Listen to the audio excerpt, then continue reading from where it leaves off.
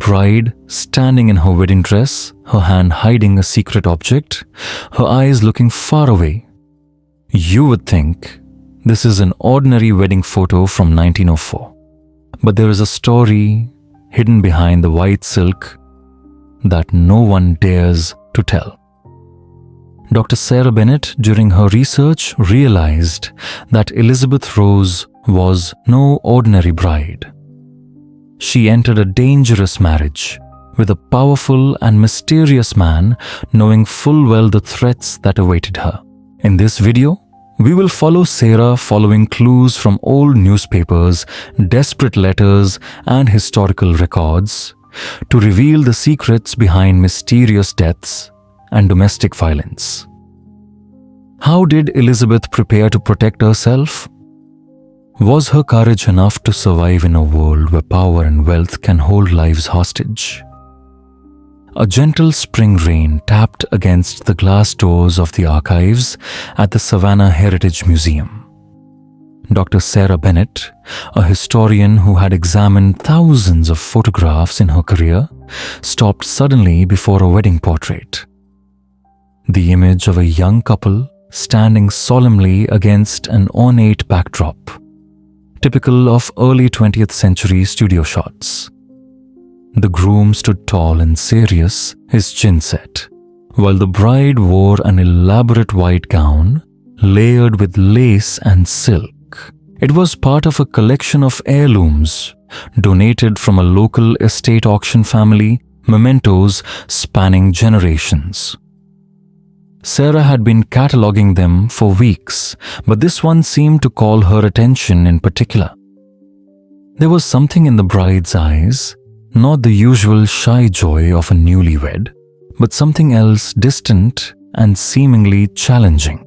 Sarah leaned closer, adjusting her magnifying glass. The bride's left hand rested at her side, hidden beneath the silk folds of her wedding gown. And then Sarah's breath caught. Hidden beneath the white fabric was the unmistakable shape of a dagger, its handle intricately carved, clutched in the young woman's hand. "It can't be," Sarah whispered. Wedding photos in 1904 were usually carefully staged. Every detail was controlled. But here a bride seemed armed on her own happy day. Sarah snapped a detailed photo with her high-resolution camera and began to search for the accompanying documents. The faded marriage certificate confirmed Elizabeth Rose and Thomas Whitmore, married June 14, 1904, in Savannah, Georgia. The story behind the photograph began to unfold, a story that had been buried for more than a century, and Sarah was determined to uncover the truth. The next morning, she sat in the middle of the archives, surrounded by leather-bound books and yellowing papers. The certificate gave her her first clues. Elizabeth Rose, 19th, daughter of William and Martha Rose. Thomas Whitmore, 34, merchant and landowner. The 15-year age gap left Sarah wondering. She searched the names through census records, property deeds, and newspapers. Thomas Whitmore appeared frequently in the Savannah Morning News, described as a wealthy and influential merchant. His family had been cotton brokers before the Civil War and had maintained their social standing through the upheavals. Elizabeth's family, by contrast, had all but disappeared from historical memory. Her father had died in 1902, leaving her mother and daughter in dire straits. Sarah found a brief obituary mentioning his beloved wife Martha and daughter Elizabeth.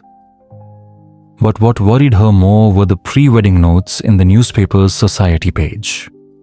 Phrases like "lucky rose," "a marriage that has been beneficial to all parties," suggest that this was more an arrangement than a love affair. A 1903 city directory records Martha and Elizabeth as living in a suburban boarding house, often occupied by widows and working women in difficult circumstances. The picture emerges a young woman from a poor family, a man of greater wealth and a marriage that seems to be a financial salvation. But the dagger? Sarah holds the photo closer, studying Elizabeth's face. Behind the camera-enforced solemnity, she detects subtle signs of tension around her jaw and eyes. It's not nervousness, but fear. The next development comes from an unexpected source. While researching the Whitmore estate records, Sarah discovers that Thomas's first wife, Catherine, died in 1901, just 3 years before he married Elizabeth. The death certificate lists a fall down the stairs as the cause. A single death might not have raised any suspicions, but Sarah's instincts as a historian alerted her. She searched the newspaper for Catherine's death. A brief article on page 6, Mrs. Catherine Whitmore, wife of merchant Thomas Whitmore, gravely wounded at her home on Bull Street. The article was sketchy, no mention of the funeral, no word of lament from the widow. The death had occurred on a Wednesday evening, when the house staff were usually preparing to leave. A common denominator began to emerge: silent female tragedies, hidden grief. Sarah approached the historic Savannah Foundation asking for access to letters and famous family diaries. 2 days later, she opened a Brennan mailbox, Catherine's family. A letter from March 1901, written to her sister Margaret in Charleston, revealed despair. "My dear sister, I wrote in secret. Thomas monitors all communications. Sister, I fear I have made a mistake in marrying him. He controls everything: who I see, where I go, what I wear. He beats me when I want to visit my mother, saying that he is the only family I have now." Sarah choked. Historical records rarely record domestic violence. Women in those days had little recourse. The letter continued. The servants avoided looking at the bruises. Mrs. Patterson, the housekeeper, once asked if I needed help, and Thomas fired her the next day. I was trapped in this house, this marriage, with no way out. My father would be horrified if he knew, but I cannot tell. The family honor would be ruined. 4 months later, Catherine died on the stairs. Accident. Sarah no longer believed in coincidences. Catherine's other 2 letters expressed fear. Margaret had written, "I will go to Savannah, help you get rid of him." But it was too late. Catherine was dead. Now Sarah turned to Elizabeth, the 19-year-old bride who carried a dagger in her wedding dress. What did she know about Thomas?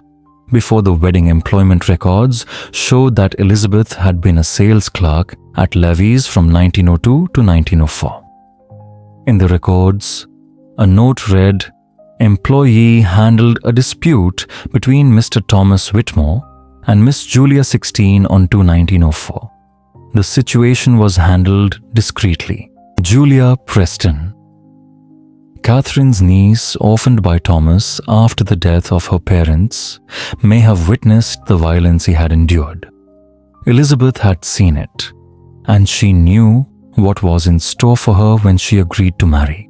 1904 social media accounts describe the Elizabeth Thomas marriage as a marriage of convenience, not a love match.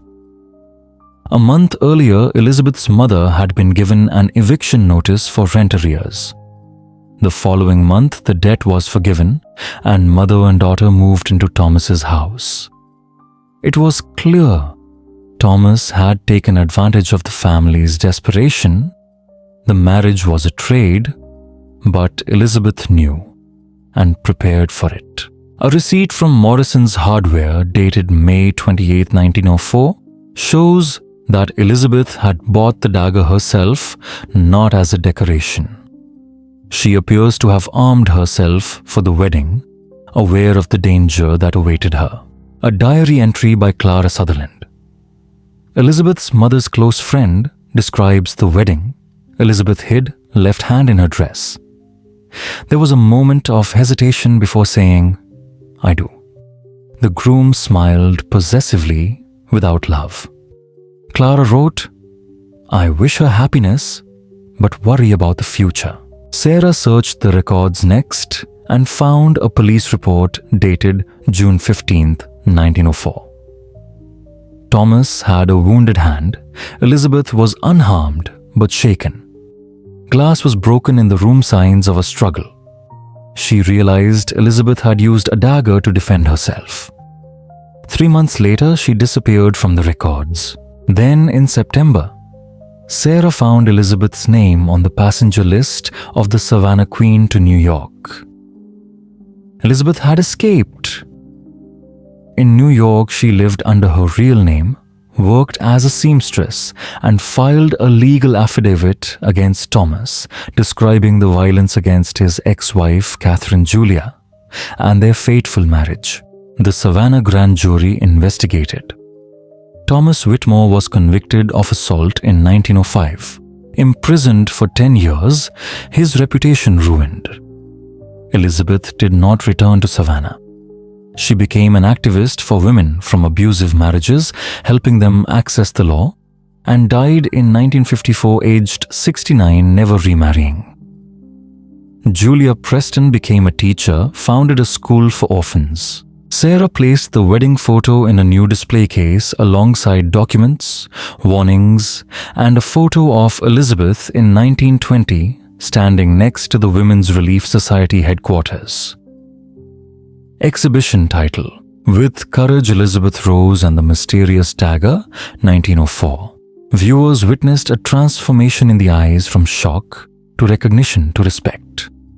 The seemingly ordinary photo was now a symbol of strength, survival, and courage.